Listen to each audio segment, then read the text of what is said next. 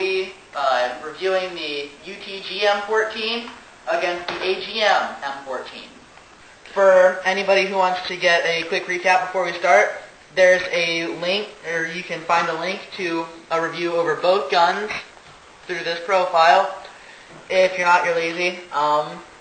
Anyway, we're going to start out here by discussing the builds of the guns. Both are basically the same in their build. They're both M14s up, so they obviously have some similarities. They both have metal butt plates, plastic stocks, metal actions, fire selectors in the same place. Both have plastic magazine release. They both used to have metal safeties. I'll get to that later. Both have metal in the exhaust tube, in the gas tube.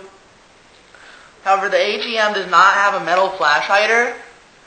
Right here, where the securing nut would be, that is metal, but the rest here is painted, like the sights and the back of the flash hider.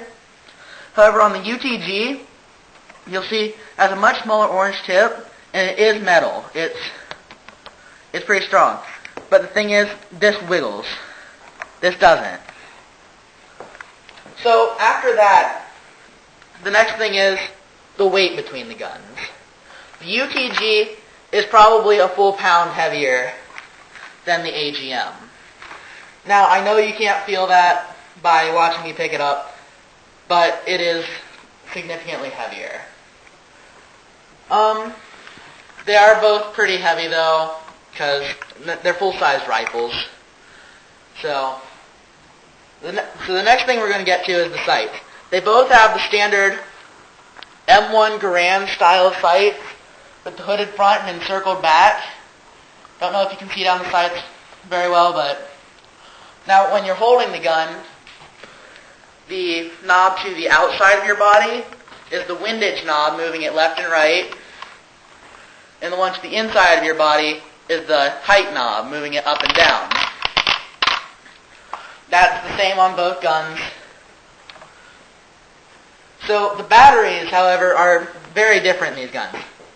The UTG has a large type adapter and has a 1500 milliamp 8.4 volt battery. The AGM has a 8.4 volt battery. This is not the battery that came with the gun. The battery that came with the gun is 1100 milliamps. This is 1600. But this is the size of the mini battery that does go inside of the M14. FPS and accuracy on these guns is about the same. They are both basically the same. Both have the same gearboxes.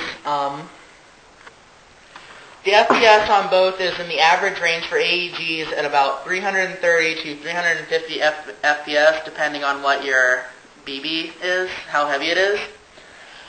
And the thing is, the problems with the gun, I don't know if this is just me, but the UTG has had much more issues than the AGM. The AGM is not my gun. It is a friend from the airsoft group that I'm in. The UTG is my gun. He has not had any problems with his AGM. My UTG, within the first day, trying to open the battery compartment, the top of the battery compartment broke off. It wouldn't shoot after I charged it the first time because of a faulty battery charger. And after I got it back, the engine seized up for a time. And when I took it apart, there was a grease ball in the engine, so we've got that solved now and it shoots again. However, the AGM has not had any problems as of yet. And also the sling mount on my UTG has fallen off, so just putting it out there. Now, back a little bit. I didn't mention this with the sights, but both guns do come with a metal RIS rail that you can put on the top. The UTG's is a little different. Instead of just the one nut, it goes back further, about this big, and has two nuts on it. I don't have it with me today because I don't use it, because if you didn't watch the earlier review, it does not like to sit straight on the gun, so I don't use it, I just use the standard sights. However, on the AGM, I just took this off for the review so you could see that they both had the same M1 Garand style sights. But this one fits very well, and all you've got to do is take the inside of the gun, turn it up, like that. Just make sure that this back part of the scope falls into the mount. Take the bolt, and just slide it right in. I mean, easy as cake. Nobody really can't do it. The accuracy is about the same, and they're both designated marksman or sniper rifles. So that's something you got to consider when you get them. All right, the clips on these two guns are about the same. You can see them. I mean, they look a lot alike. They're both about 350. But the thing is, when you look at the bottom, the wheel for the AGM sticks out quite a bit further than the UTG, making it a lot easier to crank in hard situations. And I mean, you can see the size difference between these two wheels. This covers most of the magazine. This, about a quarter of it in the middle. It's a lot easier to wind this than it is this. Also, the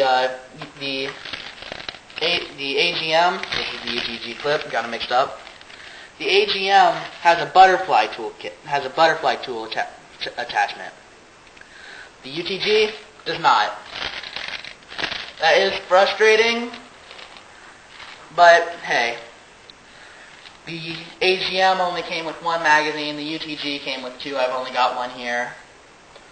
But they're both about the same. The UTG was 110 with both magazines, and the AGM was 100 even with just the one magazine.